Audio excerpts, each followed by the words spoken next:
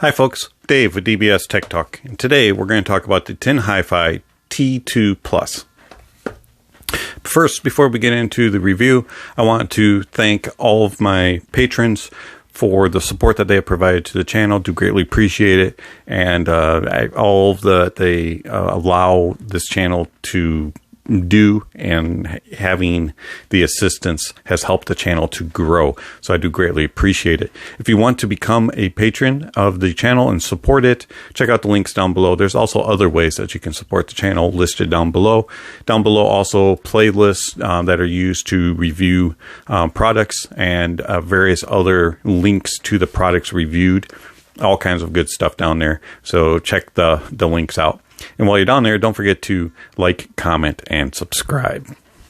All right, so the Tin Hifi T2 Plus comes in the standard Tin Hifi white box, and it looks very, similar. It's a little bit smaller than the others. Pull it out here, and you get your blue box from Tin Hifi. Looks very nice, and you pull it out, and you will have your IEMs in there normally. Also, you get a package of tips, and you will get a cable and some paperwork. Nothing too spectacular. You do not get a carrying case with these. And the tips, actually, you get quite a few of them.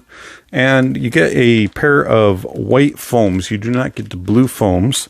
But I find that the white foams are very similar to the blue foams, and they do a very good job. And in fact, the silicone tips also do a very good job. I really like the foams. The foams were my second favorite on the IEM. I found that the foams did a very good job of isolating outside noises.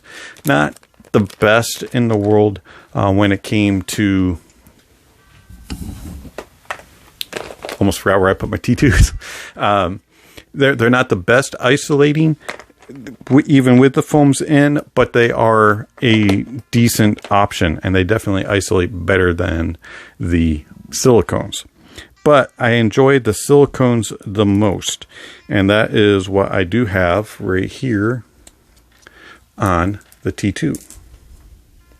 Now the T2 have a very familiar look to them, golf shape, similar to a P1 or a Blon BL-03, but I find that these are more comfortable than either one of those. They have a very smooth finish to them, aluminum alloy build. They feel very durable but extremely light. They have a really nice angle on them, and just overall the shell is built extremely well, and I find them to be extremely comfortable. I did not find the angle to be too aggressive or too short in the nozzles or anything. I found that they just fit perfect. And of course, you do have an MMCX connection.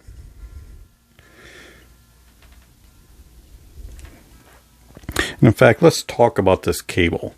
Because for the price point of $40 for these IEMs, this cable is exceptional.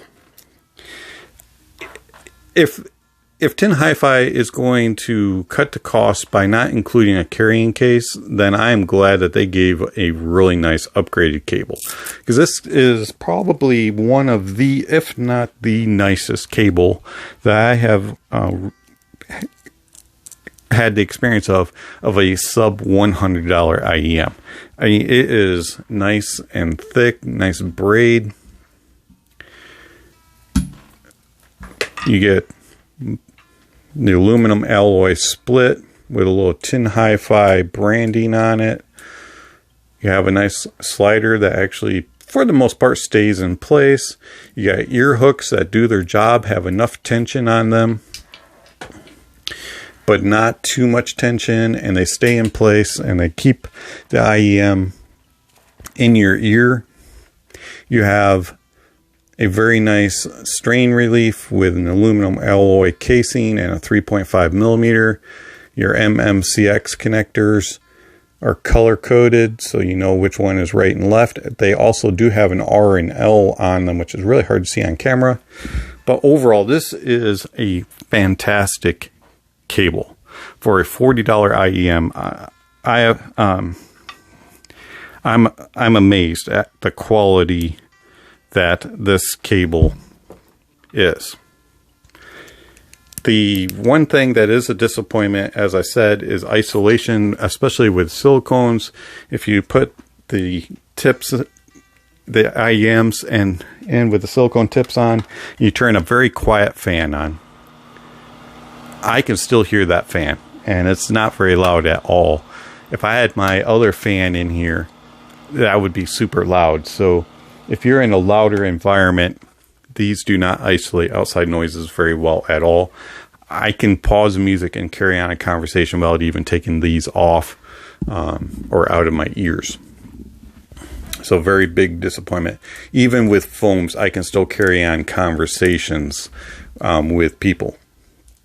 I can still hear TVs and all kinds of other noises around the house with foams on. So be prepared not to have the best of isolating noises. All right, how do they sound? These remind me of when I was a kid. I used to be able to go to a store called Rosencrantz, and Rosencrantz had a penny candy bar. And so you could walk in, and any piece of candy in these buckets was a penny each. Or you could buy a grab bag for $1, and you'd get 125 pieces of candy. And so it's a lot for a kid, you know. And when you would get the grab bag, you could just reach in, you get anything, bubble gum to those little cinnamon rounds and do all kinds of stuff. Jawbreakers, you name it, they were in there. But if you could handpick it, you could select your favorite. This is the mixed candy bag of an IEM. And unfortunately, I didn't get to go to the bar at the candy bar and pick which ones I wanted for the sound signature. It's just a mixed bag. All right, so the bass.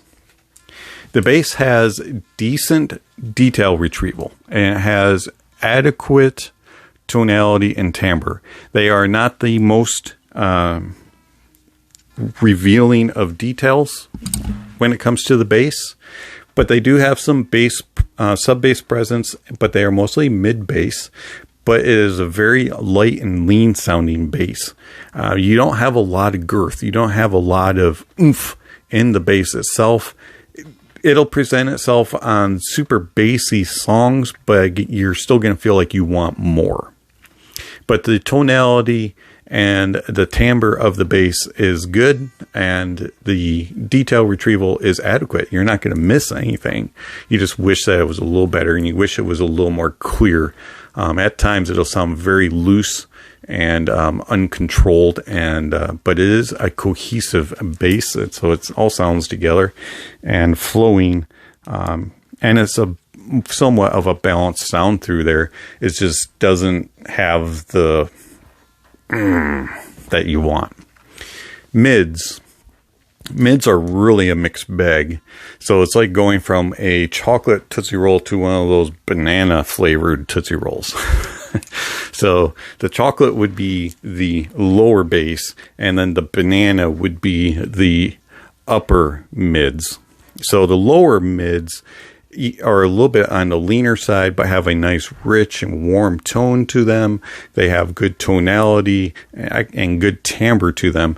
And then as you kind of go through the mids and get closer to the upper mids range, it becomes brighter and more accentuated and elevated. And things will sound a little more forward and a little bit more assertive. Not to the point where it's aggressive, and not to the point where it's going to be shouty or sibilant or sharp. It's just more present than the lower mids are.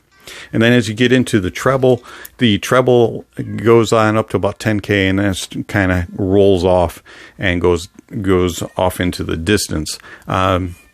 They have decent resolution and good detail retrieval. In fact, detail retrieval is fairly good throughout the whole frequency, and I really do enjoy the detail retrieval on it. Just that rolled off treble, you do lose a little bit of air, and it just sounds a little bit stuffy to me. It is just lacking a little bit of energy in the treble. Now you get some energy and sparkle out of that upper mids, lower treble region, but in the uppers you're just missing a little bit, and it just feels a little bit cramped in that region. Soundstage is adequate for an IEM of $40. It's actually decently wide, but it is 3 blobbed, so you get left, center, and right. And focals normally are right in the center, and things don't travel real well across. So you'll go right, center, left. It doesn't really have an easy flow. Tracking's not the greatest on the imaging. Spatial awareness isn't the best either. On some tracks, things will sound kind of bunched together. It doesn't do real well with depth or layering, but it does a decent job of placement. So you will know if something's on the left side, you will know if it's in the center, or you'll know if it's in the right. Also, it does a decent job of isolating out an instrument so that you know what each instrument is. It just doesn't do the intricacies that you would like in a soundstage of being able to determine if they're sitting in the first row or the second row, or if they're sitting kind of off at an angle or things like that. It doesn't do that very well at all. So overall, for $40, I really find that the Tin Hifi T2 Plus is very, very pleasant to listen to. It does have a few flaws on it, but I mean, what can you expect for $40? And for the build and for the cable, this thing is exceptional. And I really do enjoy it, even though it does have a leaner sound signature.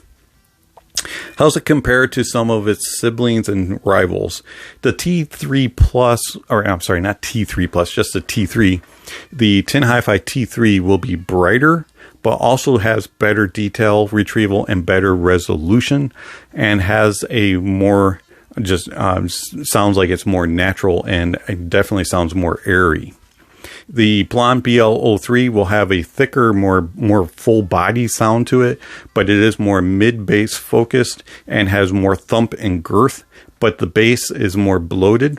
It does have a warmer midsection with better tonality and timbre, in my opinion, but the treble is darker and you don't get as much detail retrieval, and it's not as good at resolving. So the Tin T2 Plus is better than the Blon BL-03.